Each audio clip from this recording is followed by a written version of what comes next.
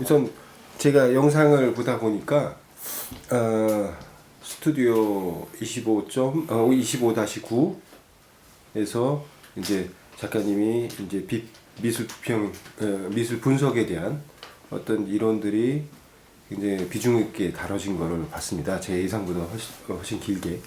그래서 그 부분들을 소개하시는 것들이 오늘 발표하실 작업에서 이렇게 출발했다라고 설명하셔서 미술 분석도 그런 이번에 소개하실 작업의 범위에 들어가는 건지 그런 어떤 의도가 있는 건지 그것이 궁금했어요. 예.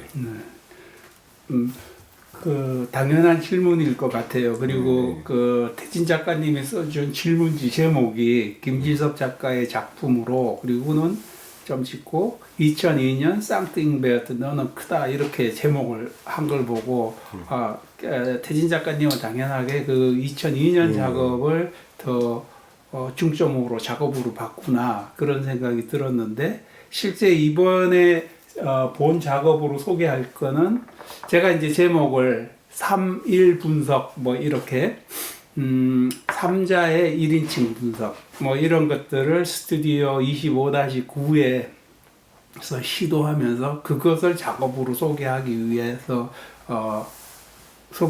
하려고 하고요. 그것이 작업으로 발전하게 된 근거들을 이제 제시하기 위해서 중간에 기획과 맨 처음에 원인이 됐던 너는 크다 작업에서부터 그리고 어떻게 3인칭 분석과 1인칭 분석을 찾아내고 어떻게 3자의 1인칭 분석까지 오게 됐는지를 설명하기 위해서 그 추가로 달았고요. 작가님도 이미 알고 있겠지만 독일에서 나는 전시를 본다라는 전시를 했어요. 작업을 꺼내놨었죠. 그리고 간단하게 벽에다가 나는 전시를 본다라고 쓰고 그 전시 준비부터 전시 과정 전체를 기록해가지고 각 작가별로 기록해서 CD롬을 만들어서 그 선물로서의 미술이라고 쿤스트 알스케 쉔케 해가지고 줬어요. 그리고 전 귀국하고 들은 얘기에 하면 저것 때문에 소개하는데 저게 CD가 사용됐고 아헨 전시를 하게 됐다 뭐 이런 좋은 소식도 들었는데 제가 미술이란 아트에 대한 한국어 번역어에 뭐 예술도 쓰고 뭐 여러 가지를 쓰지만 가장 마음에 편하게 다가오는 건 작업이었어요. 그리고 그 작업이라는 게 업을 만든다라는 뜻이고 업이라면 당연히 그 업을 주장할 주체가 형성되고 해탈하지 않고 재범무화로 해탈하지 않고 나를 주장함으로써 자기 업보를 만들고 업을 만들고 그 업보를 책임지는 그런 것이 작업이라고 생각을 했고 어떻게든 선물로서 미술로 그리고 내가 전시를 보면서 내가 마음대로 상상했던 것 이런 것들로 해서 하나의 선업을 만들었지 않았나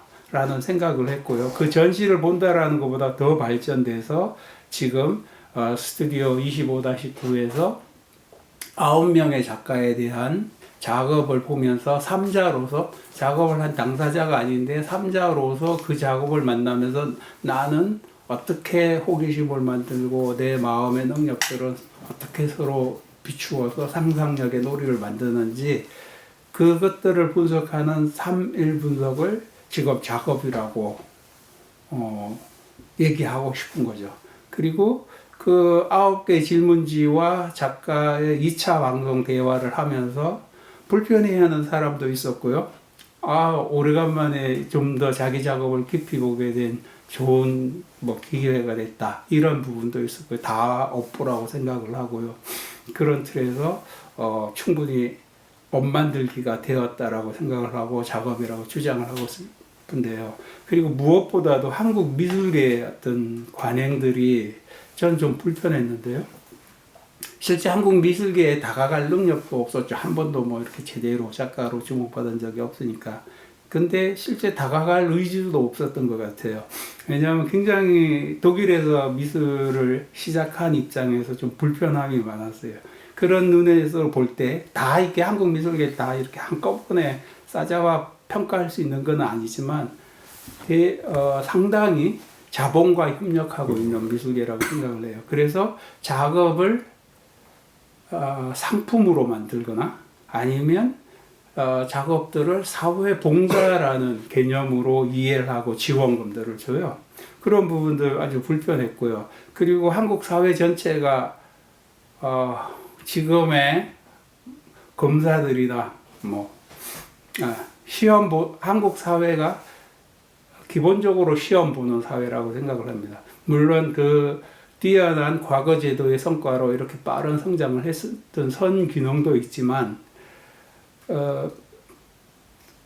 아주 불편한, 따라가는 데는 빠르지만 창작하는 새로운 것을 만든 데는 아주 불편한 매개자 지배가 행행하고요. 그런 틀에서 제가 한국 비평가들을 볼 때 박용숙 외에는 자기 미술 이론으로 비평을 한 사람을 보질 못했습니다.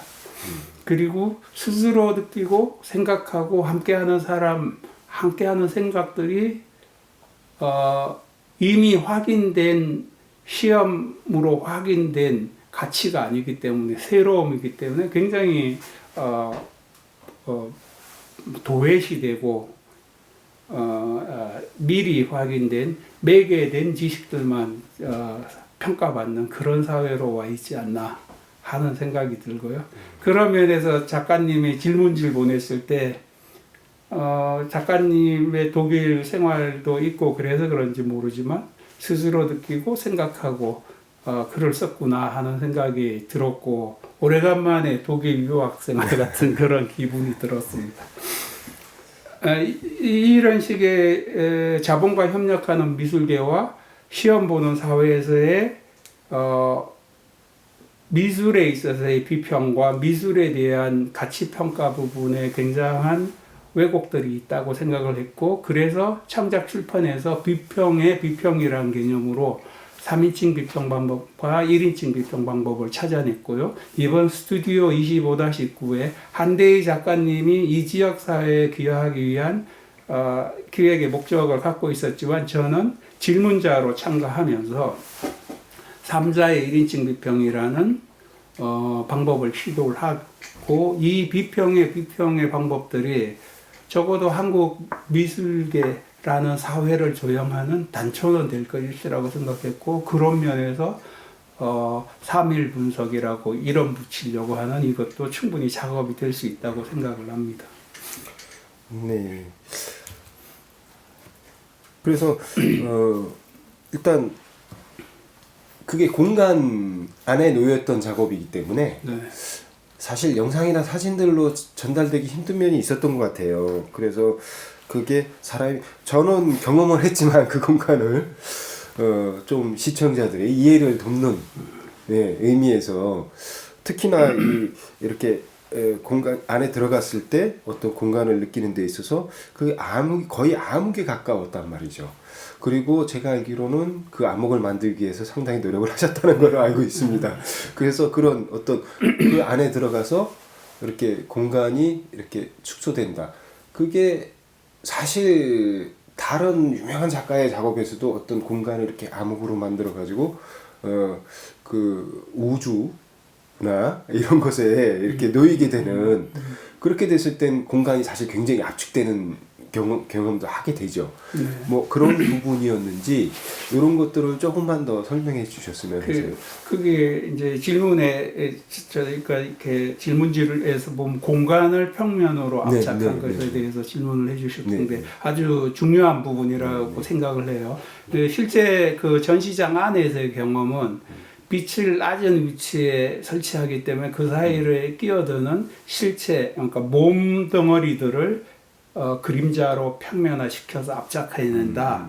그러니까 빛이 몸을 그림자로 평면화한다. 이 부분에 대해서 중요한 현상으로 잡았는데 지금 그게 이 작업에서 중요한 의미가 되는 게 생각의 출발이 평면 그림이라고 저는 생각을 했어요. 그러니까 경험은 외감과 내감이 만나면서 시작되는데, 그러니까 내감은 지금 솟아나서 계속 뒤따라 이어지는 시간의 형식을 갖고 있고, 외감은 여기에서 옆으로 퍼지는, 나란히 옆으로 퍼지는 공간의 형식을 갖고 있어요. 근데 어떻게 하나인, 그러니까 시간은 지금 여기서 솟아나고 있기 때문에 하나일 수밖에 없고, 공간은 옆으로 무한히 확장되기 때문에 무한히 많을 수밖에 없는데, 그 많은 것과 하나가 어떻게 만나는가, 이게 감각의 출발인 것 같고요. 그 바탕에서 감각 체험에서 생각이 출발하는 것은 하나의 시간이 많은 공간과 구분되는 지점이 생기는데, 생각은 이 현재에서 솟아나고 있기 때문에 뒤따라 이어지죠. 그리고 하나의 점으로 파악될 수 있어요. 그리고 뒤따라 이어지는 면에서 선까지 시간 개념을 얘기할 수가 있는데, 그 선이 움직여서 면이 될 때는 분명 시간과 공간이 결합되는 상태가 되는 거죠. 그래서 그 평면이 생각의 출발점이라고 생각을 했고, 마치 의식의 표면 같은 작가님이 사용하시는 스크린하고도 상당히 연결될 수 있는 그런 부분이라고 생각을 하는데요. 평면이 될 때 대상의 형태들을 뽑아내서 기초적인 생각의 단초가 될 수 있는 요소들을 확보한다고 생각을 했어요. 그래서 지금 전시에서 여기서 드러나는 그 안에 움직이는 모든 몸 덩어리들을 그림자로 압착하는 게 의미 있는 일이라고 생각을 했고요. 이 구조에서도 잘 그대로 이해할 수가 있는데, 익숙하게 쓴 카메라와 빔 프로젝트 누구나 다 아는 기기들입니다. 근데 실제상과 망막상으로 대비된 카메라가 있어요. 그리고 우리의 눈도 바깥을 보는 눈이 있는가 하면 안을 보는 눈이 있어요. 그 밖과 안이 결합되지 않고 시각 체험이 일어나질 않는데, 그러니까 내가 대상에 상응하는 망막상을 가지고 있고, 그 눈에서 맺힌 망막 자극을 탈라무스라고 너무 오래전에 30년 전쯤에 이렇게 대학에서 배우던 거래가지고 요즘 어떻게 불리는지 잘 모르겠는데 시상이라고 번역을 했더라고요. 시상에서 시각 자극이 교차가 돼요. 그리고 시각 피질의 투사가 돼요. 그러니까 여기서 보면 이쪽이 눈과 대상상이고요. 예. 거기에서 카메라에 맺힌 망막상이 빔 프로젝트라는 시상에 와서 투사가 되는 거예요. 여기가 대뇌 피질과 상응할 수 있는 거죠. 그래서 이 두 가지 밖을 보는 눈과 안을 보는 눈이 만나게 되는 거죠. 그리고 실제 이 두 가지 눈이 함께 만나는 공간과 시간이 만나지 않고 체험은 불가능한 것 아닌가, 그런 생각을 하고요. 저렇게 바로 비추어지고 있는 외부의 자극이 내 시각상으로 바로 비추어지고 있는 그 상태가 소위 바로 비춤이라는 경험의 출발점이죠. 기대어서 함께 일어난 드러남의 순간이고, 그것을 생명력이 마주하게 될 때, 그러니까 내가 내 시각상을 보고 있구나라는 걸 의식하게 되는 순간이 떠올림의 순간이죠. 우리가 눈을 뜨고 밖을 보기도 하지만 눈을 감고 꿈도 꾸잖아요. 꿈 안에서 있는 그림을 마주하게 되는, 그리고 바깥 형상도 두 개의 눈으로 저 시각 피질에 형성되는 그림을 마주하고 떠올리는 게 시각 현상이 완성되는 거죠. 대개 이럴 때 큰 문제는 조형골이라고 얘기하는 긴 체험 속에서 익숙해진 감각이 들어오는 감각들을 다 아는 사실, 계단을 만나도 계단을 하나하나 확인하지는 않아요. 그냥 쉽게 걸어갈 수 있게, 그러니까 익숙해진 조형거리로 이렇게 순환적으로 반응을 하게 되는데, 그 조형거리가 끊어질 때가 있는 거죠. 새로운 것이나 호기심을 자극하는 것을 만날 때, 저게 도대체 뭐지? 라고 생각하게 될 때, 이 바로 붙여지고 그냥 의식의 표면에 떠올라져 있는 이 시각상에 대해서 여기서는 그림자 속에서 그림을 보는 사람, 빛 속에 들어가서 그 투사되는 그림을 방해하고 변형시키는 사람, 카메라 앞에서 그림을 제공하는 사람, 그걸 잡으려 뛰어다니는 사람처럼 마주한 시각상을 조형을 하게 되는 마음의 능력들이 작동을 한다고 생각을 합니다. 그게 뭐 서양식으로 얘기하면 감성, 지성, 이성이죠. 감각상에 이상한 것들이 있으면 지성에게 대비쳐 보는 거죠. 지성은 내가 이때까지 경험한 것 중에서는 이런 거는 자동차 비슷한데 그랬더니 다시 들리면 이렇게 서로 비추면서 그 새로운 호기심을 자극하는 것들을 조형해 가는 거죠. 스스로 조형을 하기 시작하는 거죠. 익숙한 조형고리로 따라가는 것이 아니라 그거를 그런 서로 대비추는 마음의 능력들을 감성, 지성, 이성이라고 서양 철학들은 파악을 하고요. 이게 동양에서는 없었느냐? 동양에서는 감성에 해당되는 게 인이고 지성에 해당되는 게 지이고 이성에 해당되는 게 의예요.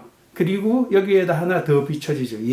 얘는 이 세 가지 능력들을 서로 대비추는 걸로 이해하면 인이 예지가 전혀 그 이야기 서양 철학이 파악한 것과 전혀 다르지 않다라는 거죠. 그 부분이 공간이 평면으로 압착되고 밖을 보는 눈과 안을 보는 눈이 만나게 되고 그 다음에 마음의 능력들이 서로를 대비추면서 스스로를 조형해내는 이 부분이 아주 중요한 부분인 것 같아요. 근데 이제 더 나가다면 이따가 태양을 향하는 사람처럼 도대체 원동력은 무엇인가? 빛인가? 우주인가? 아까 어둠 우주를 얘기하지. 플로티누스처럼 밝음에서 어둠까지 우주 전체인지 아니면 여기 살아있는 나라는 인간의 생명력인가? 그리고 그 두 가지는 떨어져 있는가? 빛도 에너지이고 생명력도 에너지이고 둘 다 파장으로 이해될 수 있을 것이고 그러면 늘 동조하고 있지 않을까? 그런 생각을 미리 표현한 게 채치원의 풍류라고 생각을 하거든요. 바람이 마음대로 휘날려 부는 것이 아니라 어떤 관계 속에서 동조되어 흐르는 거죠. 바람이 흐르는. 하여간 요 구조 속에서 문제로 가장 강력하게 다가서는 것은 도대체 원동력은 뭔가 이런 부분인 것 같아요. 너무 복잡하게 설명해. 그러니까 그 동조되는 것과 연결해서 이제 이렇게 생각할 수 있는 거죠. 모든 것은 하나로 이어져 있으면서 나누어진다. 바깥과 안과 공간과 시간과 남과 나와 떼어낸 것은 다시 이어져야 된다. 그래서 그 공간에 그 유명한 나누어진 하나의 안이라는 모토가 확인될 수 있다고 생각합니다. 그러니까 어쨌든 그 장치들이 그러면은 그 사람이 그 관객이 거기에서 그 당연한 어떤 논리, 그 조형 논리, 그러니까 조형 작용인 거죠. 보지만 반대쪽을 보게 되는 거고, 하지만 그 사람이 보는 것이 바로 벽에 그거와는 반대 방향으로 투사하게 되거든요. 그러면은 카메라가 있고 프로젝션이 있는 게 당연한 말 같은데 좀 복잡하게 설명해 주셔가지고 제가 따라가기가 힘드네요. 어쨌든 그랬을 때 그 장치들이 그럼 충분했나요? 그걸 표현하는데 아니면은 그 장치들만으로도 굉장히 어려운 점이 있었나요? 예를 들어서 각도라든지 뭐 이런 것도 있고 조도도 있고 제가 알기로는 그 조도가 강력해야 됐다고 그래서 그런 어떤 숨은 에피소드 같은 것도 좀 궁금하고 그러거든요. 어떤 원리도 그렇지만 이제 태진 작가님이 물어본 작업의 어떤 물리적으로 어떻게 구성됐고 그 과정에서 어떤 부분이 어려웠고 어떤 걸 신경 썼는지가 그러니까 그 작업 현장에 가보지 않은 사람들에게 설명되는 게 아주 중요할 것 같아요.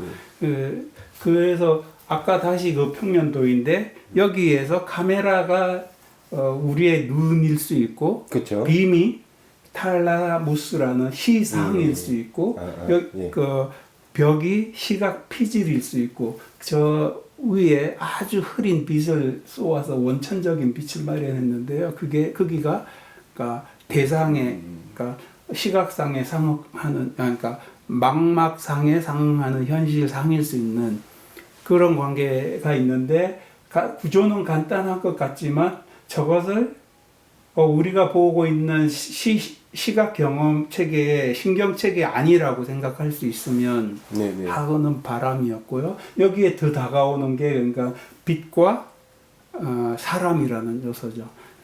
에너지원일 수도 있고 전 우주의 에너지원이 태양빛 아닐까? 뭐 이거 물리학자들이나 천체 우주학자들이 어떻게 생각하는지 모르겠고 그렇지만 사람의 생명력은 자기 생명력의 주체성을 주장하기 때문에 또 하나의 에너지원일 수 있다는 생각을 해요. 근데 이제 저거를 설치하면서 가장 제일 먼저 중요하게 생각한 건 여기에 시각 피질에 쏘아지는 화상의 밀도가 중요했어요. 그래서 디귿자로 천장과 저쪽은 유리창이었고 이쪽도 뭐 유리창 비슷한 벽이었는데 거기를 다 페인트 칠을 했고요. 유리창에 칠하는 게 상당히 어려웠고요. 한 3번 칠하니까 3번 칠해도 그 유리창과 물감의 그 장력 때문에 조그마한 점이 남았고 마침 근데 이제 어느 정도 감각적으로 저거는 어느 정도로 이해해도 되겠다. 그 상태가 됐을 때 칠하기를 멈췄고요. 그리고 아주 흐리게 하는 디머를 장착해서 아주 흐리게 이쪽에서는 도저히 저기 빛이 있다는 걸 못 느낄 정도로 흐리게 하는 조명을 했고요. 그래야지 이 카메라가 그 앞에 있는 벽면을 잡아낼 수 있으니까. 그리고 카메라의 적외선 기능을 사용했어요. 그래서 이중 빛이 투과돼 가지고 실제 그 사람의 모습보다 훨씬 부드럽고 섬세하게 돼서 엄청 아름답게 나와요. 네. 그게 이제 그 자기 얼굴이 이런 그 거칠음 없이 부드럽게 돼가지고 그러게요. 투사되는 그러니까 이게 대뇌 피질이라고 한다면은 외부에 어떤 자극이 투사된다고 해도 그걸 인지하는 거는 다 조금씩 다르지 않습니까? 그렇죠. 더 멋지게 인지할 수 있는 걸 테니까. 어느새 모든 카메라에 있는 야간에 그러니까 지금 디밍해서 조명이 굉장히 어둡기 때문에 그게다 좀 보태주는 적외선을 쏘은 거죠. 그래서 화질이 화상의 밀도는 반사광들을 없앤 것이고 거기에 쏘아지는 화질의 질은 그러니까 흐린 조명과 적외선으로 굉장히 상승했고요. 그리고 이제 빔 프로젝트에서 중요했던 것은 빔 프로젝트를 낮게 넣는 거죠. 그래서 그 안에서 움직이는 사람들이 빔 프로젝트가 투사되는 빛을 방해할 수밖에 없게. 그리고 컸던 거는 투사각이에요.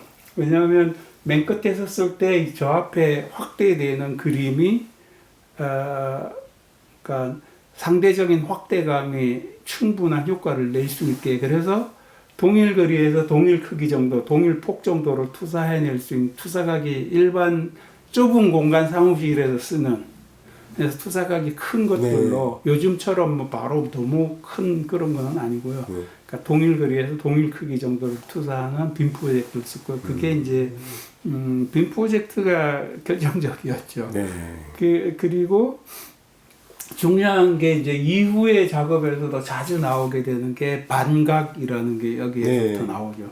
보통은 일반적으로 위에서 내려 비치는 빛인데 그 빛을 옆에서 쏘게 했었죠. 그래서 옆으로 누운 빛의 피라미드가 되게 그리고 그 옆에서 낮은 위치에서 옆에서 비춤으로써 그 안에 사람의 움직임들 하나 다 잡아내 버리게.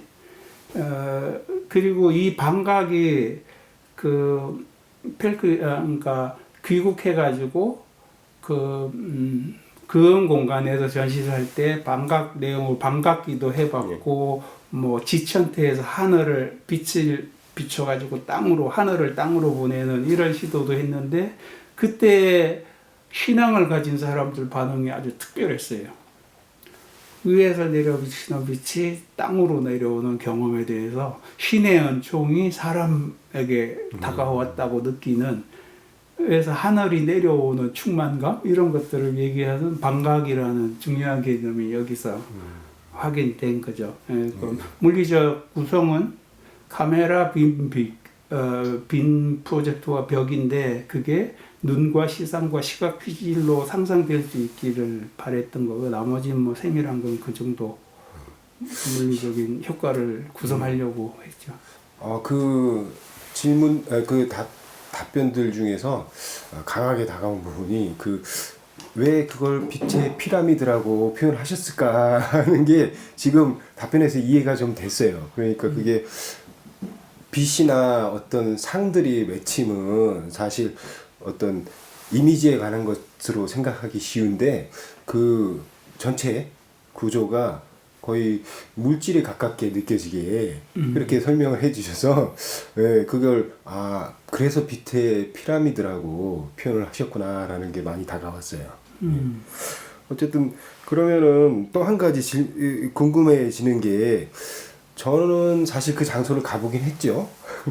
근데 시청자들을 위해서 그 장소가 사실은 독특한 이력을 갖고 있지 않습니까? 그리고 그 공간을 선택한 이유가 분명히 있다고 판단이 들었어요. 그게 이전부터 알고 있는 공간인지, 그래서 그 공간을 선택하게 된 건지, 아니면은 작업을 구상하시다가 그 공간을 선택하게 되신 건지, 그러니까 이 작업과 이 장소를 선택하게 되는 그 이유 관계가 좀 궁금해지더라고요. 네. 독일 디플롬을 할 때는 심사관을 자기가 정하잖아요. 네. 그래서 그때 볼프강 네슬러와 크리스티나 쿠비시, 네. 그리고 다니엘 하우지를 심사관으로 선택을 세 명의 했는데요. 교수죠. 네. 다니엘 하우지가 젊은 교수로 그때 막 부임해서 좀 신선했고, 그리고 그 사람하고 이 전시의 주제로 제가 이제 제시했던 게 피할 수 없는 헛지형이었어요. 그러니까 첫 번째 헛지형으로서 누구나 자기를 주체로 만들어야 되는데, 그림자 속에 있던 사람, 그러니까 그 어둠 속에 있는 사람, 그림자를 만드는 사람, 그리고 자기를 크게 비춰보는 투시법 상태에 있는 사람, 그리고 뛰어다니면서 의지를 실천하는 사람, 뭐 이런 식의 그 스스로를 주체로 만들 수 있는 단계를 조형했다고 생각을 하고요. 그 주제를 이야기하기 위해서 다니엘 하우지를 2001년도에 1년 동안 자주 만나야 됐어요. 근데 이제 마침 그 교수가 공장 기획을 했어요. 그래서 얘기도 해야 되고 어차피 만나야 되니까 좀 편하게 얘기도 할 겸 해서 그 사람 기획에 참가를 했고, 그래서 탄광 석탄 캐는 지하 1km에 가가지고 지금 아직도 가지고 있는데 내가 캐온 석탄, 그리고 상트 잉베트의 폐쇄된 면화 공장, 그 집안에 그 재산을 물려받은 사람이 베르너 델러고, 그 사람도 그때 막 갤러리 K4 칼슈트라세 4번지에 갤러리를 만들고 있었고요. 그 친구도 이 공장 계획에 열심히 쫓아다녔어요. 어떻게 하면 이제 자국계 미술계에 좀 연결을 하고 자기가 그 갤러리스트로서 확고하게 자리를 잡기 위해서 미대하고 연결되는 게 제일 크죠. 독일 미대는 폐쇄된 학교가 아니라 거의 사회 한 도시 전체의 미술 행위들을 함께 하니까 그래서 이제 그 사람과 함께 이 공장 기획 중에 그 베르너 델러의 폐면화 공장을 가게 됐고요. 그때 이제 그 공장 기획 내에서 제가 발표한, 그러니까 산업의 진보는 늘 태보와 같았다, 뭐 이런 식의 얘기도 될 수 있고, 또 아까 설명한 밖을 보는 눈과 안을 보는 눈은 함께 한 몸이다, 뭐 이런 식의 연결될 수 있는 저 간단한 테이프로 만든 작업을 했고요. 저기서 하고 있을 때 이제 다니엘 하우직 교수가 이제 젊고 그러니까 그때 막 많이 생산되던 빔 프로젝트를 자기 강의와 작업을 위해서 그 사람도 빗 작업을 많이 하니까 가지고 있었어요. 그래서 저 공간에서 내가 그 빔 프로젝트를 가지고 조작을 하다가 이 공간이 내가 찾고 있던 그 공간하고 딱 맞네. 그리고 빔 프로젝트도 딱 투사가 제일 넓게 그 가난한 젊은 교수가 좁은 공간에서 세미나 하기 위해서 마련한 프로젝트가 딱 맞아 떨어진 거죠. 근데 이제 작업에 대한 주제는 이미 오래 전부터 시작을 하고 있었고요. 2001년에 벌써 너를 만나라 라고 그러니까 전시장을 다 비워놓고 관객 스스로 능연하라고 너 자신을 만나라라는 작업을 했었고요. 그리고 1997년도에 간단한 동관 4개를 세우고 관객들이 오면 그 사람들한테 가서 당신이 만나는 작업이 객관적으로 어떤 특성을 갖고 있는지 파악하려고 하지 말고 네 마음이 어떻게 작업받고 네 마음에는 어떤 상상을 하는지 찾아라. 그리고 아름답다고 느끼면 작업이 아름답다 하지 말고 내가 아름답다고 해라. 뭐 이런 식의 텍스트를 줄줄줄줄 읽는 그게 아마 이 능연미술로 출발되는 것의 가장 첫 시도였던 것 같은데요. 2002년에 와서 너는 크다라는 작업을 조금 확고하게 확인되기 전에 처음 모험을 하던 그런 작업들은 이미 시도가 됐었고 그 주제들은 가지고 있는 상태에서 아까 설명했던 공장기획과 다니엘 하우직, 베어너 델러 이렇게 함께 하면서 저 장소를 선택하게 된 것 같아요. 그러면 이어지는 질문일 텐데 사실 이 너는 크다 이 작업이 다른 공간에서도 작업된 거를 저는 알고 있었죠. 그리고 그 작업이 상당히 그때 큰 호응을 불러 일으켰던 거를 저는 알고 있습니다. 어떤 작업인데? 그때 다른 도시였죠. 대표 마이스터 슐러 그거 이제 거기에서도 그러면은 그러니까 그쪽에서도 동일한 작업으로 출품하셨던 거를 알고 있어요. 그렇다면은 거기서도 동일한 환경이었는지 저는 알 수가 없었어요, 사실. 그리고 동일한 환경이었다면은 그럼 이 작업은 그 어떤 여기 이 장소에서 이렇게 어떤 히스토리하고 떨어져서도 다른 곳에서도 할 수 있다는 얘기니까 그러면은 어떤 장소적 특수성하고는 좀 관계없이 어떤 그러니까 사람이 비추고 대비추고 이 관계 어떤 보편적인 인식과 지각작용에 관한 내용이겠구나라고 이제 결론적으로 나오게 돼서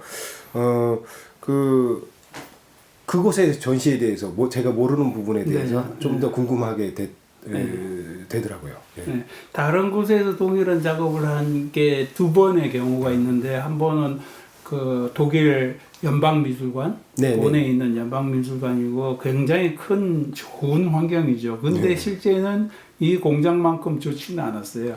동선이 달라지고 공간이야 미술관으로도 좋았지만 별로 이렇게 성공적이지 못했고요. 그리고 일산 어린이 도서관인지 뭐 정확한 명칭은 뭔지 모르겠는데 거기에서 어린이날 즈음에서 한번 한 적이 있어요. 그리고 실제는 가능하면 이 작업 자체가 누구에게나 새로운 작업이기 때문에 작업이 빈틀이고 거기에 각자 사람이 와서 스스로 조형해내기 때문에 작업이 사람마다 달라지는 거거든요. 그런 틀에서 의미가 있어서 그런 공간에서 설치를 해보려고 했는데 공간 조건 만들기가 그 아시바로 뭐 대충 해가지고 너무 힘들어서 아직도 못하고 있고요. 그리고 그런 의미에서 장소 특수성이 맨 처음에 옛 면화 공장에서 너무 그 동선과 크기와 이런 것 너무 잘 맞아 떨어졌다라는 것, 그게 성공적이었던 것 외에 다른 데서는 그런 장소를 인위적으로 만들어내는 게 이렇게 쉬운 일이 아니더라고요. 근데 이제 장소 특성보다도 효과 면에서는 그렇지만 누구에게나 새로운 작업이고 사람의 보편성에 대한 얘기, 능연이라는 네. 그 개념과 네. 스스로를 사람하는 네. 이런 개념에 관한 걸로서 보편적일 수 있다고 생각을 하고요. 네. 실제는 그 베르나델러는 연구 설치를 원했어요. 아, 근데 나는 디플롬 전시 기간이 끝나고 네. 모든 게 다 빌린 장비. 그리고 이제 그 뭐 조명기, 카메라 꼭 빌린 장비 돌려줘야죠. 돌려줬더니 베르나델러가 굉장히 아쉬워하고 막 그러더라고. 그리고 이제 그때부터 베르나델러의 이 면화 공장이 나한테 레지던시를 줬어요. 네. 지금도 실제 내 물건들이 그대로 있고 방치하고 갈 기회가 그러니까 1년 돈을 벌어서 비행기표 값을 벌어본 적이 없어서요. 네. 근데 이 작업에서 이제 그 보편성에 대한 얘기고 특별한 거는 누구나에게나 새로운 작업이라는 것 그리고 누구나 매일 만드는 작업이에요. 네. 그래서 굳이 이걸 뭐 설치가 이렇게 해체되어 있는 것 언젠가는 뭐 다시 설치할 거라고 생각을 하고요. 베르나델러한테는 미안하게 그때 그 상태로 연구 설치했으면 공간하고도 잘 맞았고 내가 아마 세계적으로 유명한 작가였을 텐데 그렇게 됐어요. 뭐 그때 당시에 빌릴 수 있었던 게 이제 학생이라는 어떤 혜택이 있었을 테고 거기에서 학생은 마음껏 빌릴 수 있는 어떤 여건들이 있었고 그 혜택이 사라지면은 아쉽지만 그리고 한국에 왔을 때 그런 식의 협력 조건이나 이런 게 너무 힘들었던 그렇죠. 것 같아요. 예, 예. 저도 그거는 많이 공감합니다. 어쨌든 그래서 어떻게 보면은 그 곳에서의 어떤 혜택들이 굉장히 말 그대로 혜택이었던 것 같다는 생각이죠. 현실적인 어떤 제한을 넘어서는 그래서 아쉽긴 하지만 그리고 이제 돌아와서 너무 능연미술에서 출발된 기획들이 너무 급박했고요. 네. 1년 내내 해봤자 한 200만 원 정도만 마련하면 갔다 올 수 있는 데를 그 돈을 벌어본 적이 없고요. 가서 베르나델러가 나한테 레지던시 공간을 그 이후에 2004년까지 주고 오면서도 내 작업을 그대로 놔두고 왔기 때문에 가서 정리하고 다시 그 공간이 그 자본자의 유산 상속자로서 돈이 왔던 애였으니까 시도를 했었어야 되는데 실제 그 후에 한국에서 작업들이 너무 급박했던 것 같아요. 네, 네, 네. 그러면 제가 본 자료로 뭐 그게 충분하지는 않지만 요약한다면 어떤 광원이라는 게 나오고 그것으로 이제 가는 어떤 태양을 보고 하는 사람. 네. 그리고 그 본다는 그래서 그걸 보고 가는 사람. 그 어떤 감각 작용이나 그 본다는 것에 대한 어떤 본질적인 자각이나 깨달음. 그것은 그것과 창작 주체의 어떤 역전, 이런 어떤 틀과 규칙을 만들고 제공하는 작가와 그 안에서 그것으로 어떤 스스로 조용하고 주체성을 만들고 그걸 유의라고 저는 통칭해서 유의하는 능동적인 어떤 즐김, 을 찾아가는 관객이란 것으로 현대 미술의 관객의 위상을 굉장히 높인다는 그런 현대 미술의 근본적인 어떤 것으로 요약될 수 있을 것 같은데 사실 그 안에서 그 사람들이 행위한 사람들은 굉장히 천차만별이었잖아요. 그렇게 또 말씀하셨고 영상에서 그 차이에 대해서는 어떤 견해를 갖고 계신지 그러면은 요만큼까지 그림자까지 도달한 사람 아니면 광원을 찾아간 사람 이 사람들에 대해서는 어떤 수준이라는 게 결정이 되는 건지 자기의 어떤 주체성을 자각하는 그것에 대해서 좀 궁금해했어요. 그것도 중요한 질문인 것 같아요. 제가 아까 그 장소 얘기하던 것과 연결해서 생각했을 때 상트잉베트가 한 10km 떨어져 있어요. 맞아요. 자부킨에서 끝까지 찾아오는 시간을 사람들이 겪는 게 중요하다고 생각을 했어요. 늘 저기 뭐가 있길래 끝까지 가 내가 이런 식의 그래도 한번 가봐야지 하는 호기심을 유지해 오는 것. 그게 중요한 부분이라고 생각을 했고 그 정도의 능연을 출발점으로 갖는 것 그게 중요하게 생각을 했고 그 능연을 하는 원천이 뭔가 빛일까 나일까 생명의 존재의 그 동물들하고도 또 다른 인간의 모습인 게 인간은 지나온 경험들을 모두 다 축적해서 이어지는 선상에 있거든요. 자기가 과거에 그랬던 걸 나는 이제 더 이상 그런 나가 아니야. 이제 내 마음대로 이런 나 할 거야. 이렇게 되는 게 아니거든요. 그래서 무엇이 원천인가라는 질문이 아주 중요했고 마침 그 설치 내에서 그림자를 보다가 빛의 원천을 돌아보는 순간을 굉장히 의미 있게 생각을 했어요. 돌아서다 뭐 이런 원천으로 돌아서는 것 그리고 그런 의미에서 제가 이제 좋아하는 단어가 우리나라 말 나예요. 땅에서 솟아나는 니은과 모음의 양모음. 영어의 I, 소문자 I도 비슷해요. 탁 솟아나오는 것 같고, 근데 이 나처럼 이렇게 통넓게 나라, 뭐 이 나는 뭐 이런 식의 의미 전파력은 I는 없잖아요. 모양만 비슷하지. 읽기도 발음상은 그렇게 다가오지만 크지 않고 중국어에서 재미있는 건 장자의 오상아예요. 확인된 나를 지금 깨어나고 있는 내가 장사 지낸다. 이게 장자에 나오는 말이거든요. 그런 면에서 지금 솟아나는 그 원천은 무엇인가 이게 굉장히 큰 작업 전체에서 가장 중요한 개념이었을 것 같고 그래서 원천으로 다가가는 여정이 의미 있게 생각을 했죠. 근데 이제 그 틀에서 관객들이 어디까지 다가가는지 그거야. 각자 그리고 거기에서 가장 크게 이제 그런 이제 그 사람들이 어디까지 다가가는지 뭐 그 부분은 내가 일일이 평가할 수는 없었는데요. 그 사이에 생긴 가장 큰 어떤 문제 같은 게 카메라 앞에 선 사람의 자기의 성숙 정도에 따른 반응이에요. 자기가 잘 성숙된 1차 나르시시스트라고 얘기될 수 있는 성공적으로 자기를 구축한 사람들은 카메라 앞에서 떠나려고 생각을 안 해요. 남이 와서 옆에서 내 모습도 보고 싶은데 지 모습이 좋아서. 근데 반면에 특히 어린이날 갔을 때 한국에서 특히 그런 사람이 많았는데 자기 얼굴이 턱 떠오르니까 확 도망을 간다든지 어린이날은 애가 울어버리더라고요. 내가 너무 크게 모든 사람 앞에 딱 비춰지는 게 그 상처받은 나르시시즘이라고 얘기를 하죠. 그런 식의 차이를 보고 뭐 진행 과정이나 이런 것들은 바꿨지만 거기에 관객 위상의 차이는 없다고 봐요. 자기 모습이니까.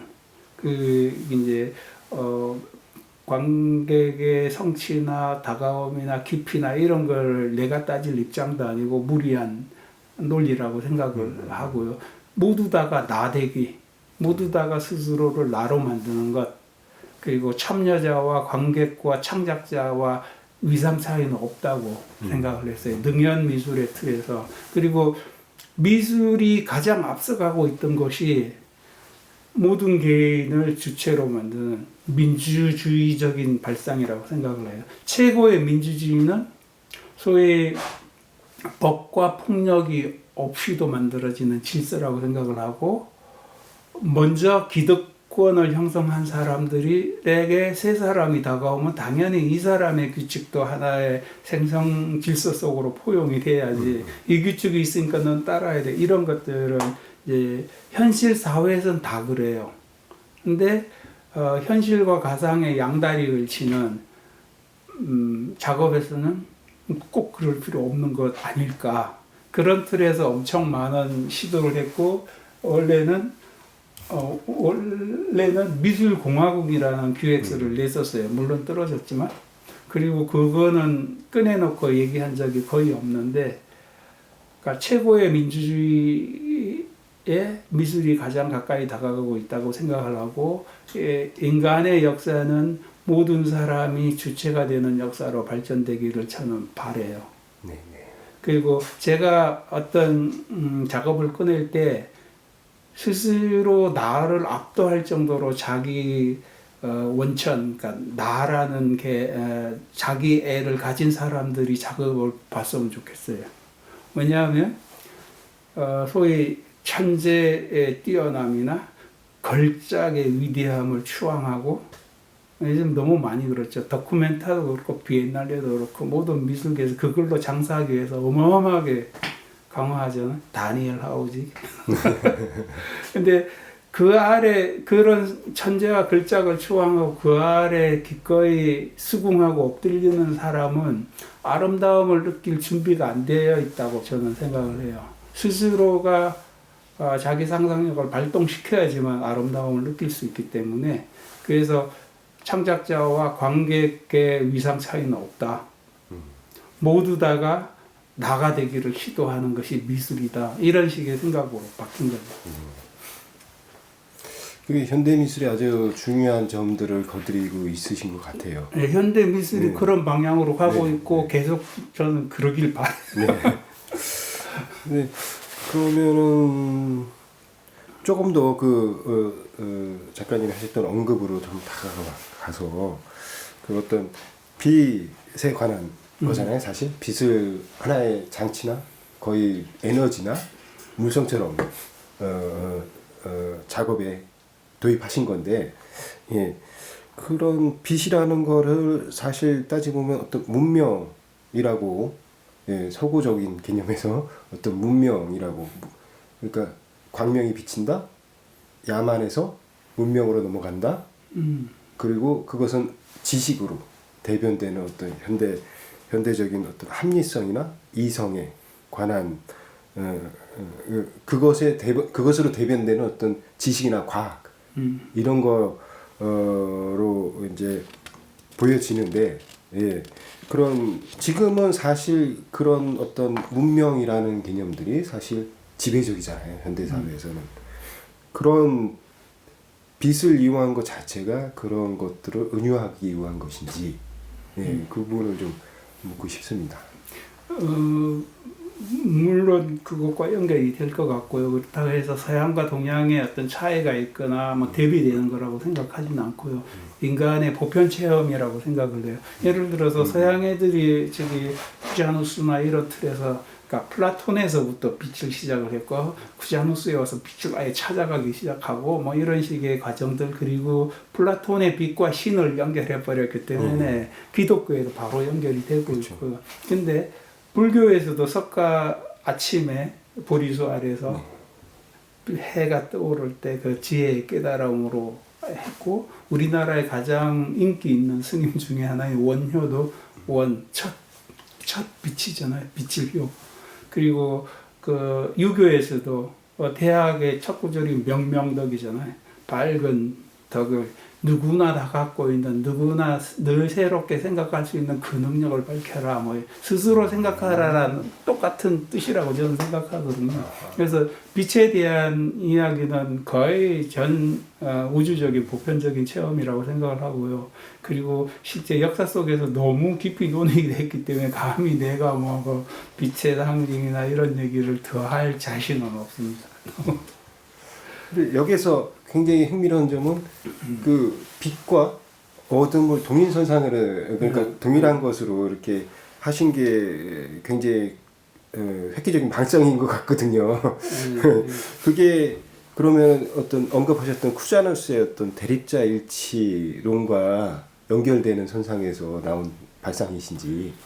쿠자누스 처음에 독일 유학 갔을 때 가장 대표적인 가장 싼 학생 기숙사가 쿠자누스 하우스예요. 맞습니다. 그랬네요. 나 거기 들어가고 싶어가지고 엄청 했는데 나이도 많고 불리해가지고 늙게나 들어가게 됐는데, 특히 이제 볼프강 네슬러 강의 중에 로울프가 쿠자누스 얘기들을 많이 했었고, 그 대립자 일치나 이런 것들을 전에는 받았고, 볼프강이 준 작은 책자로 읽어도 아주 요약본으로 읽어봤는데 충분히 그 원본들을 몇 군데에서 구해서 읽으려고 하는데 참 능력이 떨어져서 충분히 이해는 못했고요.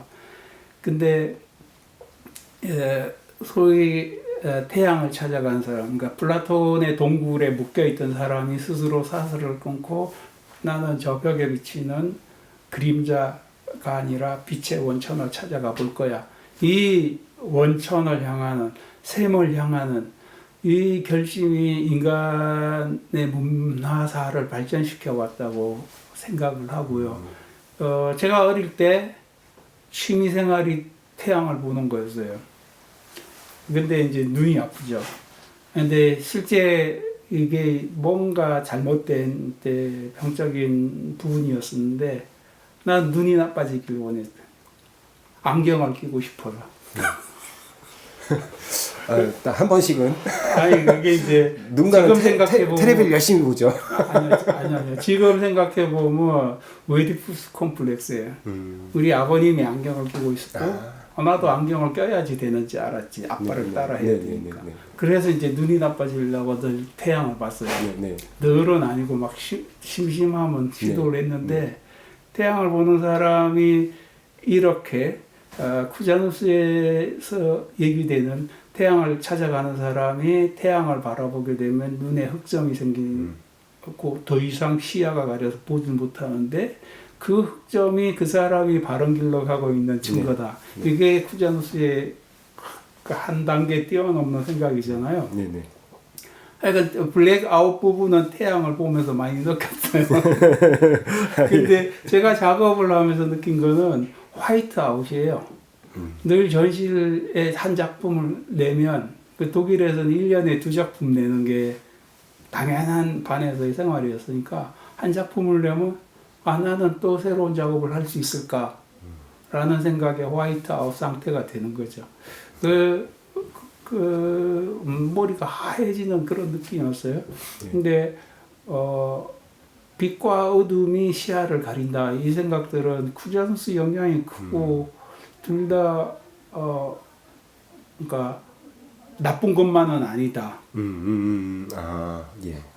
뭔가 직접 욕망할 때 블랙아웃 되는 것 같아요. 어떤 회의에 빠질 때 화이트아웃이 되는 것 같고, 근데 그 빈 공간 안에 새로운 생각들이 늘 들어올 수 있다. 뭐 이런 생각으로 그 정도 이해한 그죠. 뭐 그 이상 제가 얘기할 수 있는 것 같아요. 저도 제 방식대로는 이해하겠습니다. 근데 아주 중요한 포인트 같아요. 그게 어떤 인간함이라는 것하고도 좀 연결이 돼 있는 것 같고, 어쨌든 여기에서 또 제가 나오는 태양을 향하는 자라든지 이런 것들을 중요한 인용으로 그걸 뭐라고 하지? 이렇게 가져오셨는데.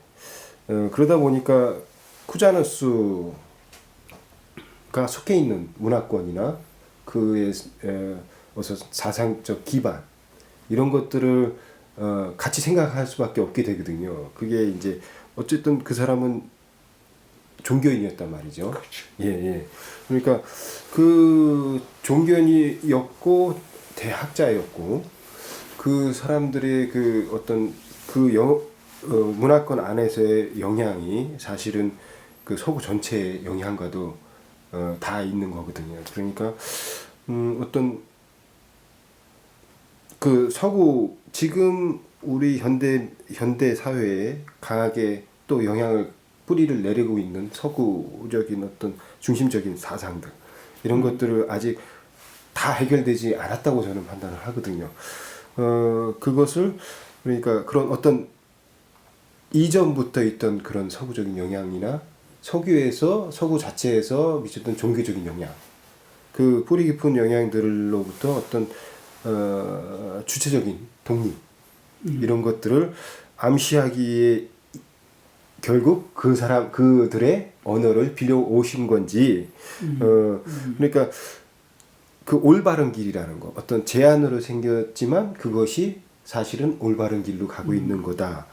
라는 것들이 어떤 그 영상에서 언급하신 그 공자의 인간함 이라는 것들은 결국은 그것으로부터의 어떤 독자적인 주체성을 정립하는 것을 의미하는 건지 그게 좀 궁금합니다. 쿠자누스 얘기를 독일에서 들을 때 굉장히 큰 영향을 받았고요. 대리자 일치설도 뭐 작업에 굉장히 많이 연결되고 있는데, 당연히 그 쿠자누스의 역할을 보면 1400년도에 생이거든요. 근데 1500년도에 태어났던 브루노는 쿠자누스 생각을 영향을 받아가지고 그런 주장을 하다가 화형을 당해요. 근데 100년 전에 태어난 쿠자누스는 차기 추기경 후보였고, 네. 거의 뭐 종교계에서 누구나 존경받는 아주 바로 추기경이 될 만한 자리까지 올라갔던 분이고, 그분이 태어났던 베른카스트에 가보면 진짜 환상적인 많은 걸 유추할 수 있는 어떤 인간적인 모습이 있어요. 그 사람 얘기를 이렇게 일러스트로 그려내는 게 보면 우주의 문을 열고 나가는 사람으로 그리거든요. 그러니까 시인이 지배하는 그 틀을 넘어서 주체적인 자기 사고를 시작한 사람으로. 근데 뭐 예를 들어서 중국 애들은 공자학당 얘기하잖아요.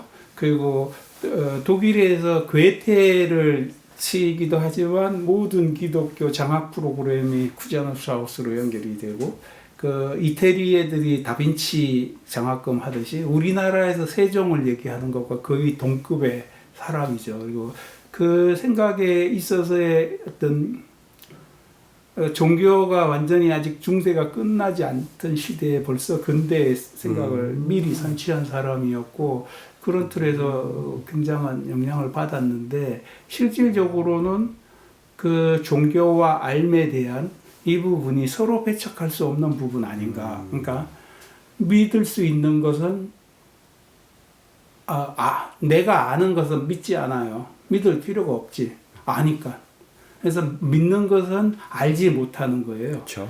그런 틀에서 쿠자누스에서 독토 이그란티아, 그러니까 무식한 박사라는 또 저술이 있거든요.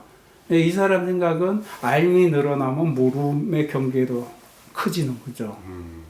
당연히 그래서 암과 모름, 종교와 지성은 서로 배척할 수 없이 협력해야 된다라는 생각인 것 같고요.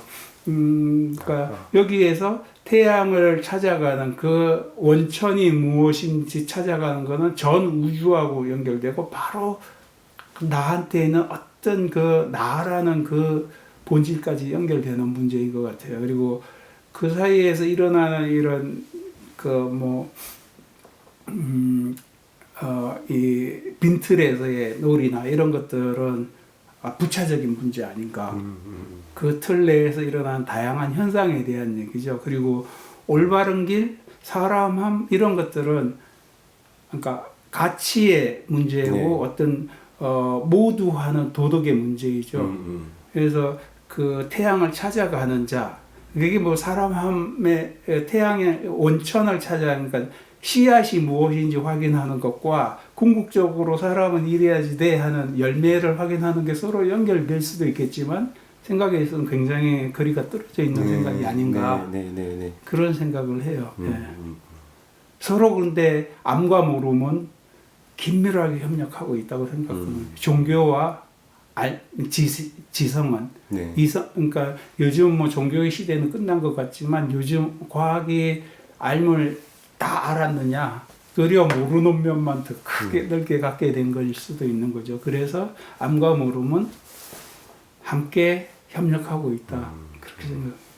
쿠자누스도 그렇지만 그 플라톤도 그 서양 사상의 한 축을 이룬 인물인데, 이것도 앞에 했던 어색한 질문하고 다시 이어지는 어색한 질문인 것 같은데요. 어쨌든 그 서구의 선구자인 철학의 선구자인 플라톤 우원을 가져왔다는 것은, 그러니까 맨 처음에도 초반부에도 조금 언급하신 것 같은데, 이게 서구 사회나 서구 문명이나 그 문화권 그와 그 이외의 문화권의 어떤 것을 이렇게 나눠 가지고 대구두로 보지 않았다는 건 지금까지 계속 얘기하신 것 같아요. 그렇다면은 어떤 고대적인 그 어떤 고대의 어떤 사상들, 지금 현대 어떤 소비 산업 사회의 어떤 문화적인 형태들이 어떤 반목적인 구도로 오고 계신 건지 좀 보고 싶네요. 반목적이라고 보기보다는 어떤 보편사적으로 이어진다고 생각을 해요. 그러니까 플라톤이 인간을 쇠사슬로 묶어서 얼굴도 못 돌리게 방향 지어놓고 앞에 벽면에 밖에서 들어오는 빛에는 자기 그림자와 바깥 세상에서 실제 세상에 일어나는 그림자를 보게 한 것이 제가 생각할 때는 아까 조금 설명하려고 했던 생각의 출발점인 평면을 찾는 중요한 시도였다고 생각을 해요. 그리고 그 전체를 작동하기에는 빛이라는, 플라톤 이후에 플로티니우스가 밝음에서 어둠까지의 전체 우주를 파악한 것 같은 이런 식으로 발전하게 되고, 그게 신과 결합해서 종교의 절대자의 어떤 예정설, 모든 게 다 신에 의해서 예정되어 있다, 이런 생각으로 발전될 수 있는 부분이었다고 생각을 하고, 플라톤이 어떻게 보면 르네상스에서 다시 인문부흥하듯이 그 상태의 중요한 근대적인 사고의 중요한 단초를 만든 사람이라고 생각을 하고요. 그런 틀에서나 칸트가 나올 수 있고, 소위 스스로 생각하라라는 호모 사피엔스의 그 모토가 나오지 수 있지 않았는가 생각을 하기 때문에, 대립이나 이런 것보다도 우리는 지금 플라톤이란 거인의 어깨 위에 있는 거죠. 그 사람의 생각들을 받아들이고 또 달라지는 것들에 적응하는 그런 거 아닐까. 그 동굴 우화 부분은 제 작업과 직접 연결되는 그런 빛의 평면, 의식의 표면, 두 가지 눈, 그리고 평면으로 압착되는 모든 실체들, 이런 틀에서 굉장히 중요한 역할을 하고 있는 것 같아요. 그 내용도 그렇지만 작업의 형식으로 봤을 때 사실은 어떤 빈트를 제공하고 있는 거란 말이죠. 관객들이 스스로 능ion할 수 있는, 그렇게 봤을 때는 어떻게 보면은 창작자가 관객한테 종이 한 장 주고 원하는 걸 그려보세요 라고 하는 것과 유사하지 않나라는 생각을 좀 해봤습니다. 그렇다면은 거기에서 요지는 관객한테 빈트를 제공한다는 것이 창작자의 역할인가 라는 생각이 드는 거죠. 제공된 빈틀에서 관객들은 자신의 즐김을 누릴 거란 말이죠, 분명히.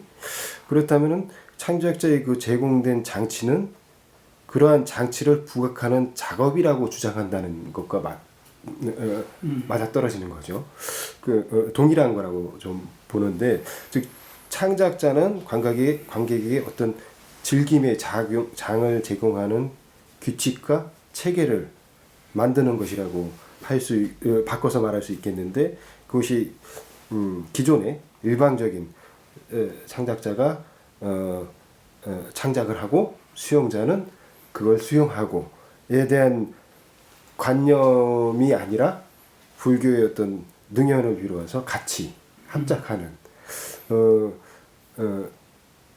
능연 미술로서 이 일을 그런 일방적인 수용의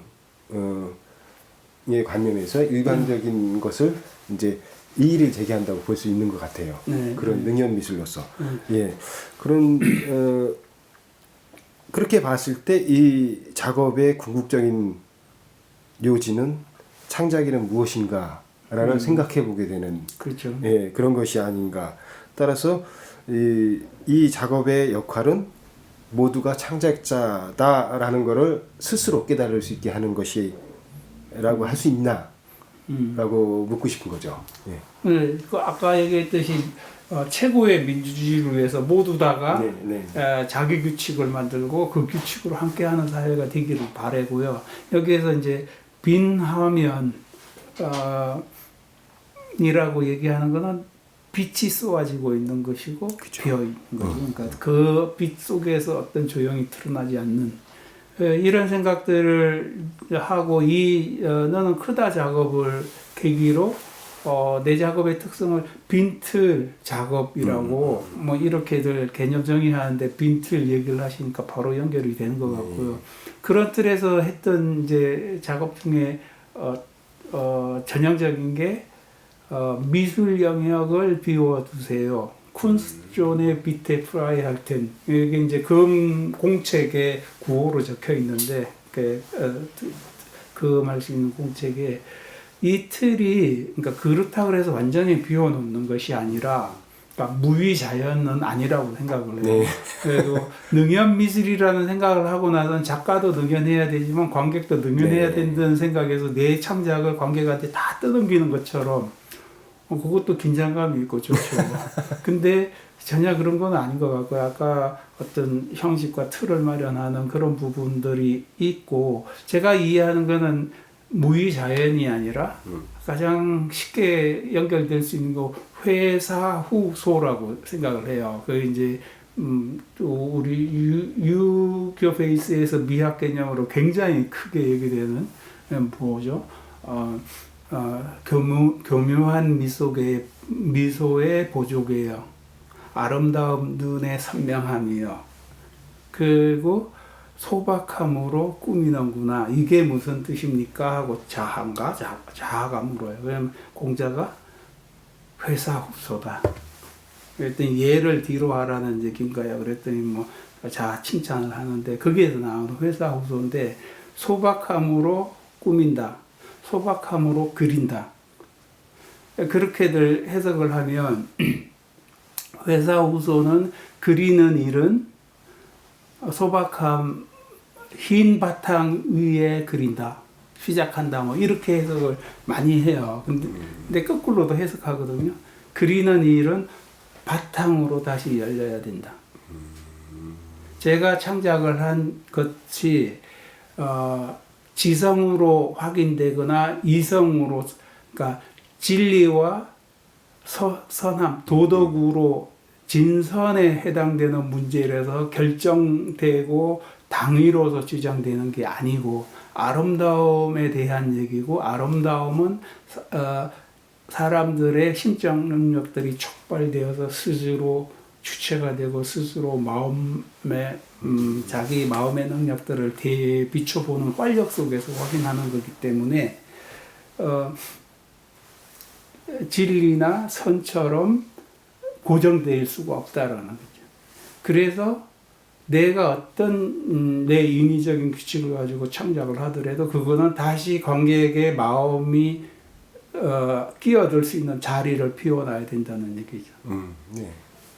그런 틀에서 만일 그런 상태가 되면 최종적인 조형은 사람들이 하기 때문에 배경만 만들어도 작업이 된다는 얘기죠. 그게 이제 그런 틀에서 빈틀 작업을 얘기했는데 아무것도 안 하겠다는 얘기는 아니고요. 그리고 사람은 스스로 결정하고 자기 상상력을 발동해서 행동할 수 있는데 작업이 그럴 수 있는가? 만일 하나의 조형이든지 그림이든지 그려서 낼 때 요즘 이제 많이 하죠. 관객에 반응하는 네, 상호 네, 동작하는 뭐 예 그 인터랙티브 그리고 AI 시대에 네. 뭐 새로운 가능성으로 나올 수 있겠지만 실제 굳이 그렇게 하지 않아도 모든 미술의 회사후소하는 그러니까 자기가 계획해서 창작한 것에 그 관객이 들어와서 마음대로 상상을 펼칠 수 있는 빈자리들을 항상 가지고 있다고 생각하는 거죠. 진리의 문제와 도덕의 문제가 아니기 때문에. 그래서 저는 이제 내가 만든 어떤 작품, 그러니까 모든 사람에게 대상으로 드러나는 피조물이 사람보다 가치 있다고 생각하지 않는 거죠. 그리고 아름다움은 그래서 작가와 관객의 그 상상력에 서로 기대어서 함께 일어나는 것이지 내가 이것이 아름답다라고 고정해서 하는 거는 한 1년 더 가기 전에 폐물이 될걸요. 뭐 하여간 그렇게 생각을 해요. 그래서 창작이라는 것은 진리나 도덕처럼 고정되어서 또는 당위로서 주장될 수 없다. 그래서 빈자리가 필요하다. 근데 사실 생각해 보면은 그 빈자리를 만드는 게 상당히 어려운 일이 아닐까. 그러니까 사람들은 모두 자신이 보고 싶은 걸 보고 싶어 하고, 그렇죠. 예, 그래, 그 안에서 어떤 새로운, 촉발을 일으키게 만드는 장치를 개발한다는 거, 일종의 프로그램이나 건축 설계사 같은, 그런 일이 결코 쉬운 일은 아닌 것 같아요. 그렇죠. 예. 그리고 실제 자연 속에서 모든 사람들은 아름다움을 찾아내요. 그 사람의 자기 상상력과 자기 기쁨으로. 예, 무의자연에도 아름다움을 찾아내는 사람이 있지만 실제는 창작자라는 것은 무의자연하지 않고 자기 규칙을 강력하게 주장하고 그 규칙을 자연에 적용해서 작업을 만들어내는데 그 작업 속에 관객의 자리까지 만들어야 된다는 거죠. 그렇죠. 그러니까 이 다음 질문도 사실 벌써 이 다음 질문에 대답을 해주신 것 같아요. 하지만 그럼 결국은 그 어떤 프로그래머도 그렇고 시스템을 개발을 해야 되는 거죠. 그리고선 그 안에서 자기의 어떤 마음껏 즐김을 하는 수용자가 있어야 되는 거죠. 그렇게 봤을 때는 사실 그럼 보는 사람에 따라서 결정이 되겠지만 제3자가 봤을 때 이 사람과 이 사람은 사실 동일한 동일한 위상은 아닐 거라는 얘기죠. 결국 개발하는 사람이 있고 수용하는 사람이 있다는 얘기죠. 그렇게 봤을 때는 사실 누가 더 나은지는 아무도 얘기는 못 할 거예요. 어쨌든 낫다기보다는 어떤 동일한 위상이 아니라 역할이 자체가 좀 다르다는 생각이 좀 드네요. 그렇게 봤을 때 이 사람도 그러면 자기의 어떤 체계를 이 안에서 개발하게 되는 거란 말이죠. 그렇게 볼 땐 둘 다 그럼 개발자라고 할 수도 있겠는데 어떤 요즘 말로 퍼스트 무버와 따라가는 사람 그 뭐라 그러죠? 패스트 플로워 뭐 어쨌든 얼리 어답터 팔로워. 예, 팔로워. 어쨌든 그렇게 봤을 때 지금 사람들은 그러니까 유행하는 퍼스트 우리는 항상 이렇게 패스트 팔로워였다. 하지만 지금은 퍼스트 무버가 중요하지 않냐라고 항상 이게 어떤 이슈처럼 다뤄지는데 예.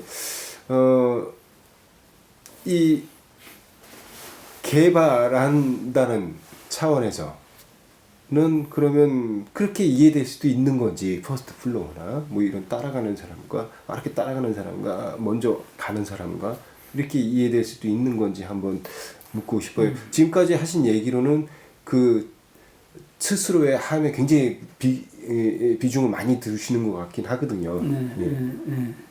이렇게 이제 그런 얘기들이 창작자와 수용자의 문제를 얘기하기 전에 작업에는 지금 빛과 그림자를 만드는 그 있음의 두 가지의 큰 대비가 있거든요. 빛은 자기 어떻게 해서 빛이라는 게 만들어지는지 모르겠어요. 그 에너지의 원천이.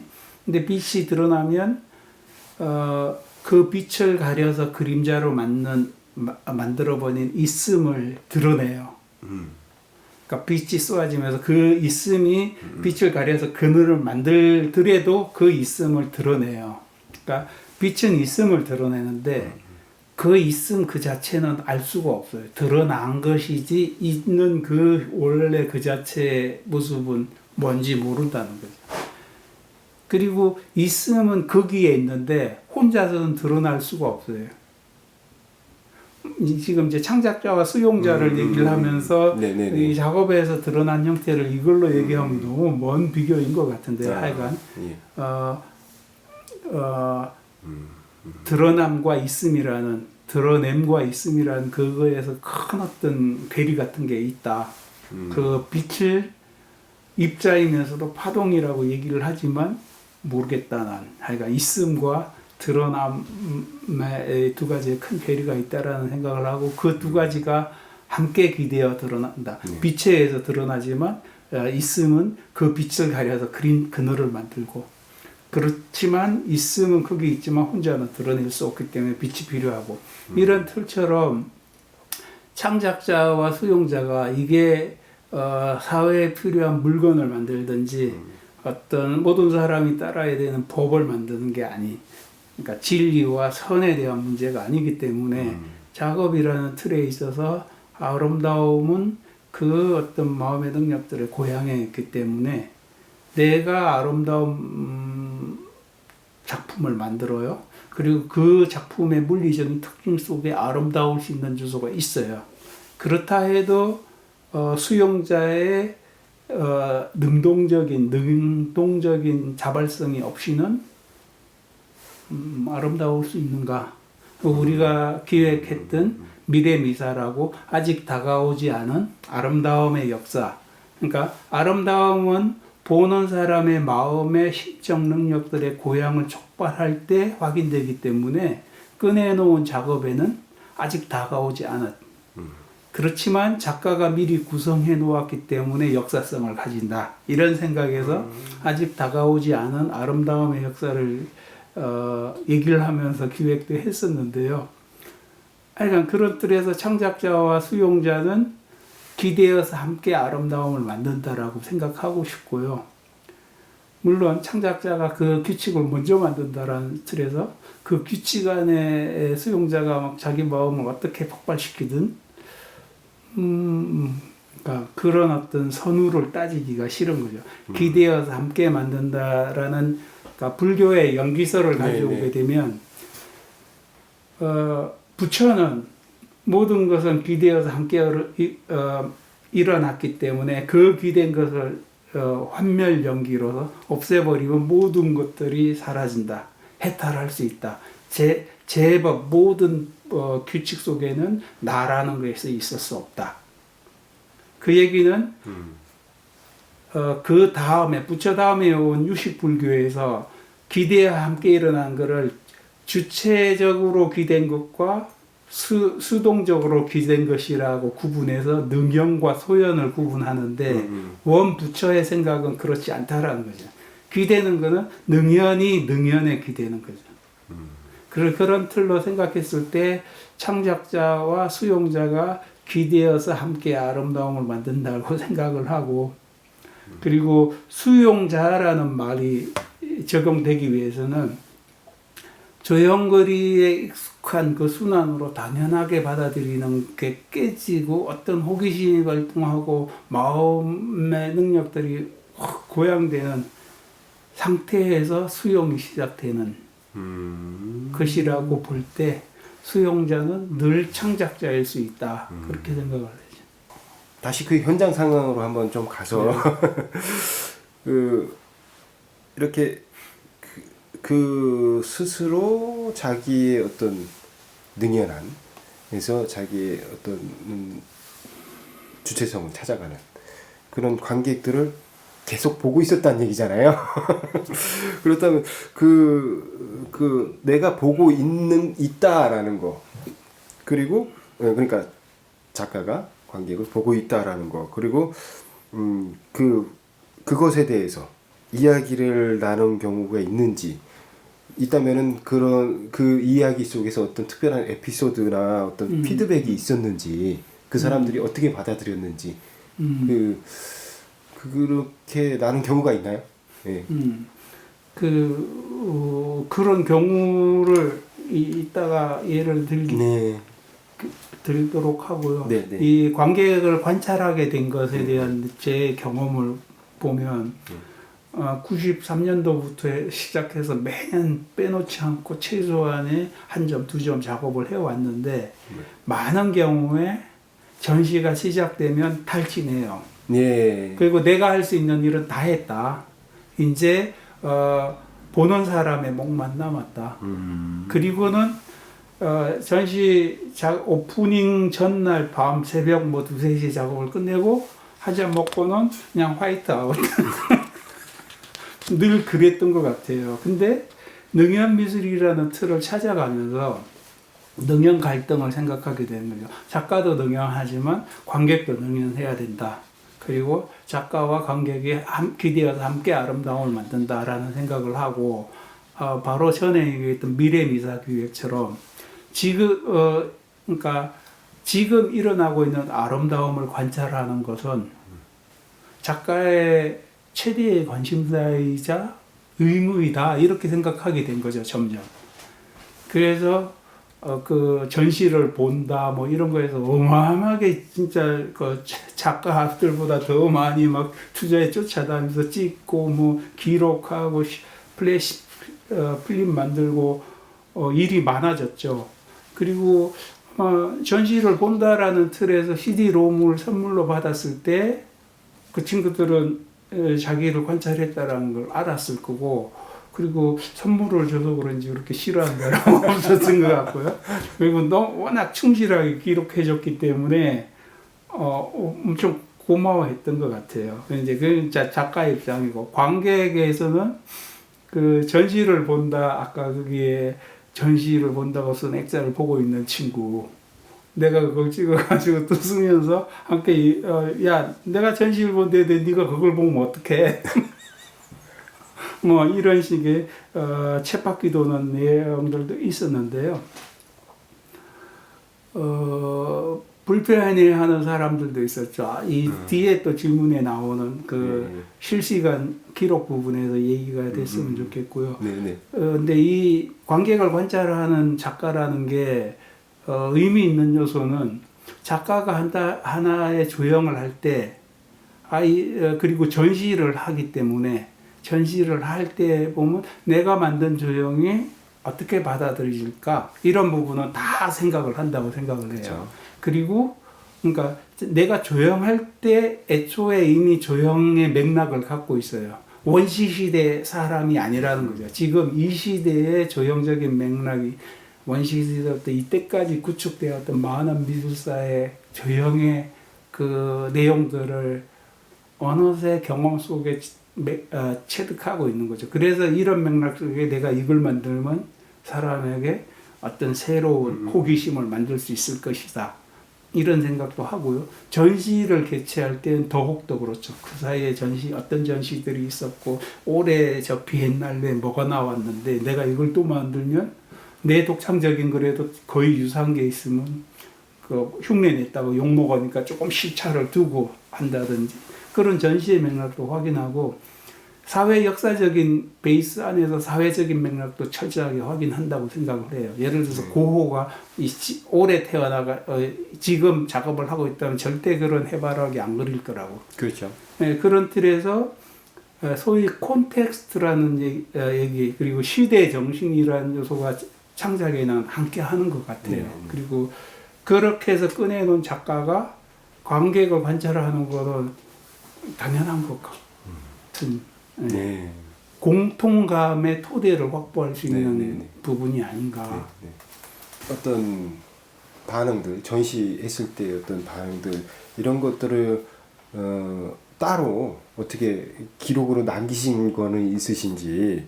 그러니까 뭐 예를 들어서 뭐 자료집이나 뭐 이런 것을 만들어 가지고 했던지, 아니면은 그런 기록들이 아카이빙 된 것들이 있는지 따로, 그게 당연히 그 다음 질문을 궁금해하게 되는 것 같아요. 실제 그 기록 부분은 이게 한국 와서 작업을 하게 되면서 엄청 신경을 쓸 수밖에 없었는데요.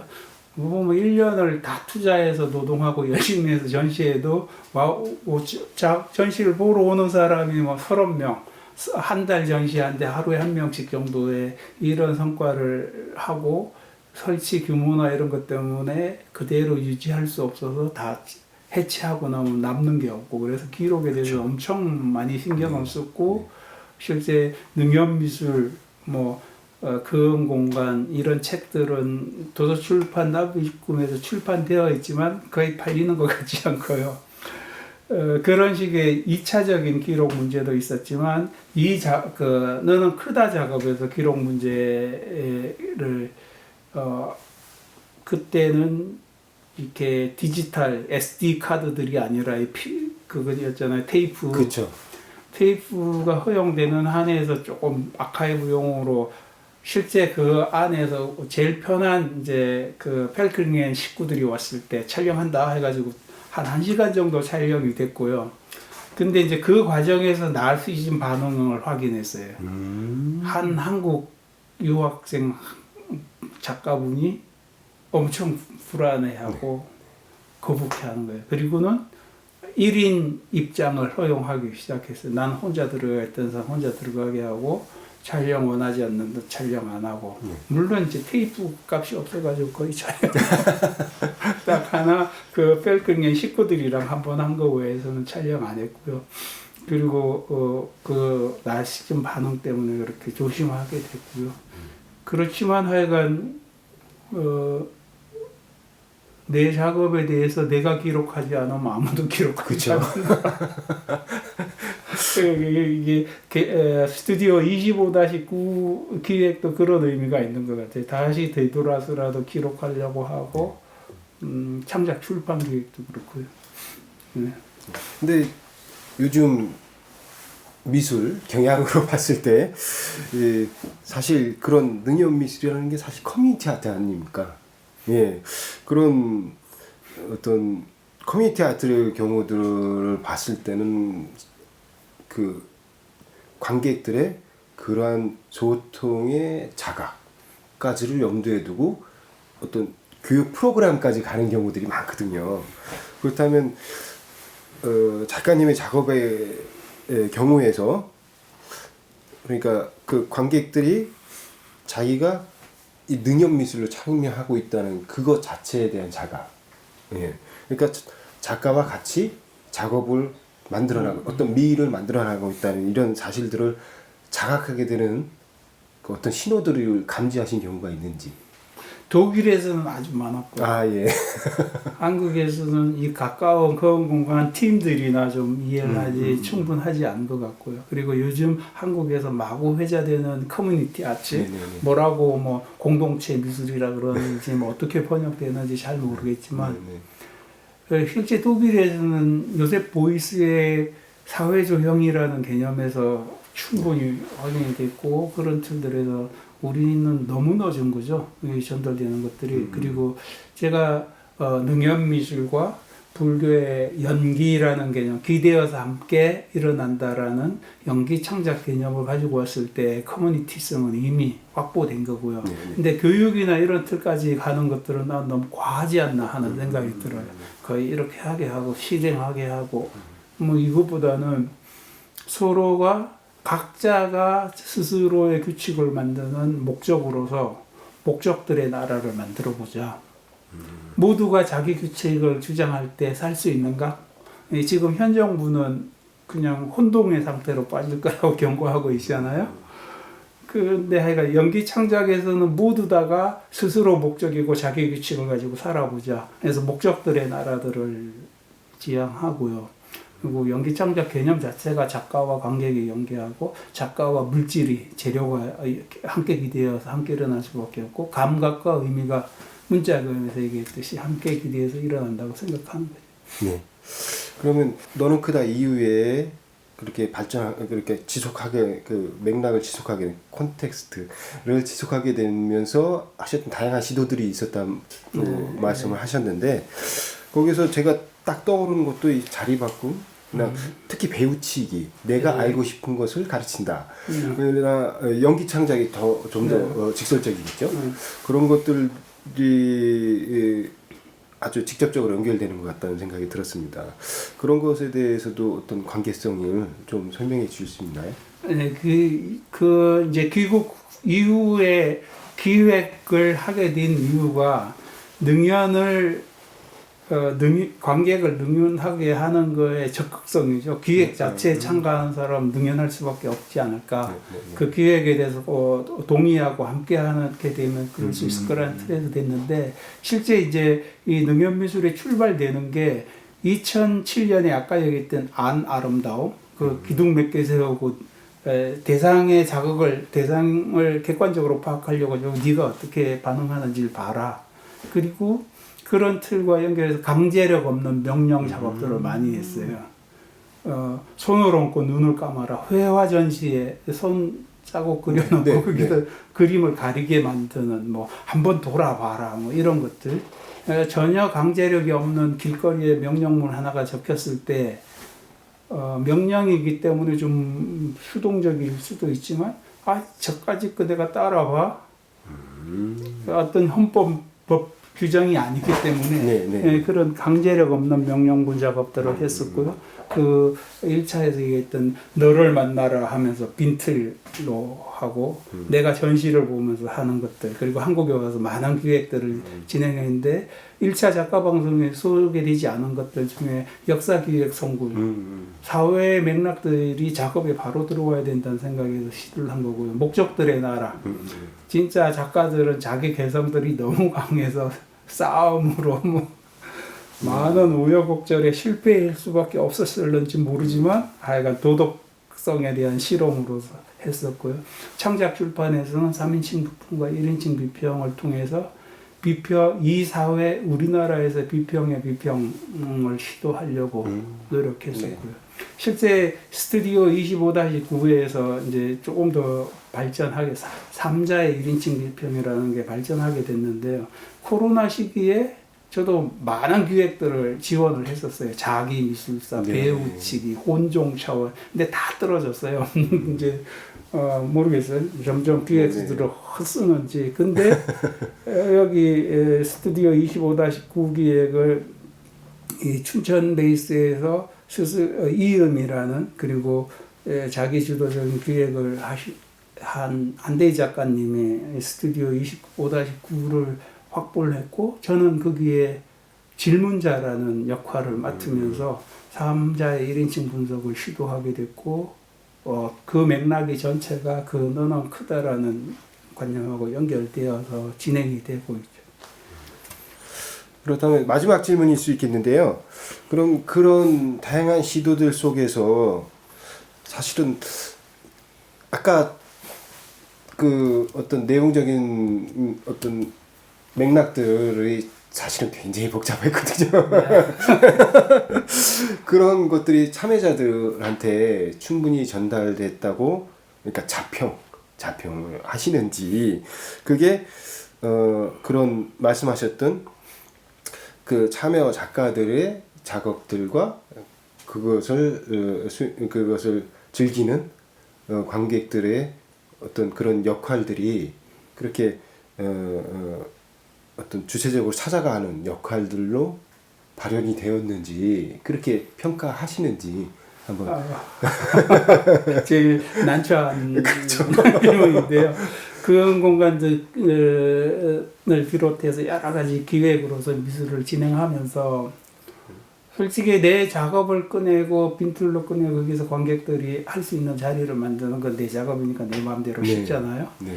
근데 이 기획에는 작가들이 참여를 그렇죠. 하고 작가들이 자기 규칙을 만들고 자기 스스로를 목적으로 해야 하기 때문에 5만 프로젝트라는 걸 했어요. 네. 그리고 그런 틀에서 마치 규칙들의 전쟁터 같이 돼버린 경우가 있고요.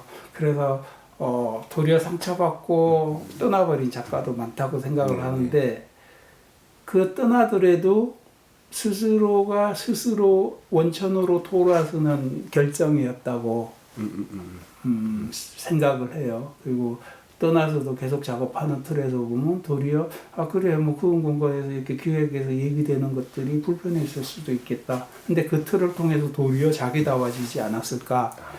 이 정도로 많은 실패를 했는데 위안을 삼고요. 그래도 하여간 이 능연미술에서 시작되어서 스스로 상상하고 스스로 생각하고 생각보다도 스스로 그려보는 것이 훨씬 더 빠르다. 그리고 각자의 마음에 그릇이 차서 넘쳐나라. 원천이 샘이 솟기를 바라는 그 구호는 아직도 주장하고 싶고요. 계속 해갈 수 있으면 생각해요. 그러면 여기서 제가 좀 조금 끝말하시고 그리고 말씀하시고 그랬으면 좋겠는데요. 저도 이 의도 자체가, 그러니까 작가님의 의도 자체가 그동안 기획과 이 작업으로서 파생된 작업들이 상당히 복잡했지만 사실은 어떻게 보면은 누구나 자기가 창작하면서 느꼈을 만한, 아니면 몸에 배웠을 만한 것들에 대한 스스로의 지시, 돌아볼 수 있게 하는 것들이었다고 생각을 해요. 그래서 어떤 실패가 있었든 간에 이 영향은 지속될 것 같고요. 그것들이 자신이 느끼든 안 느끼든 그런 부분들을 생각하게 된 계기는 충분히 제공했다고 생각을 합니다. 그렇기 때문에 의미가 있는 어떤 흐름들이었다고 생각을 하고요. 오늘 그럼 어떠셨습니까? 실제는 그 김태진 작가가 질문지를 써준 게 큰 자극이 됐어요. 실제 한국 와서 그러니까 기획서를 써야지 종잣돈을 마련하고 그 종잣돈이 있어야지 진행이 되더라고요. 종잣돈 없이 해봤는데 더 많은 파탄만 생기고 그거 진행하면 또 결과 보고해야 되고 그 다음에 또 지원 신청해야 되고 이 쳇바퀴에 지쳐가고 있었고요. 그리고 그 작은 기획 속에서도 각자가 목적이고 서로의 자기 규칙만 주장하게 될 때 많은 오해들로부터 생긴 이런 문제들이 많았고요. 근데 제 작업을 직접 봐갖고 같은 그 베이스에서 미술 공부를 했던 태진 작가님이 한국에서 보이지 않던 매개자 지배 언어와 시험 받는 언어가 아니라 스스로 본 것, 느끼고 생각한 것으로 질문을 하고는 갑자기 한 2, 3일 전에 받아서부터 저걸 어떻게 답하지? 저도 뭐 엄청 갑자기 새롭게 이 지금 독일에서 밤새 애들이랑 떠들던 그런 식의 생각도 났고 그래서 굉장히 복잡하게 대답이 된 것 같았는데 그래도 혼자 정리할 수 있는 아주 좋은 기회였던 것 같아요. 그리고 조금 지쳐가던 마음에 활력을 다시 좀 찾게 된 거 아닌가. 그래서 그 솔직한 질문들에 감사드립니다.